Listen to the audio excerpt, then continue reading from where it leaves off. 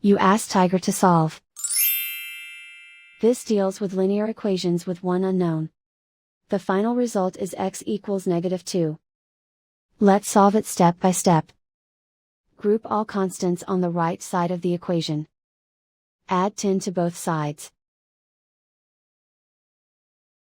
Simplify the arithmetic.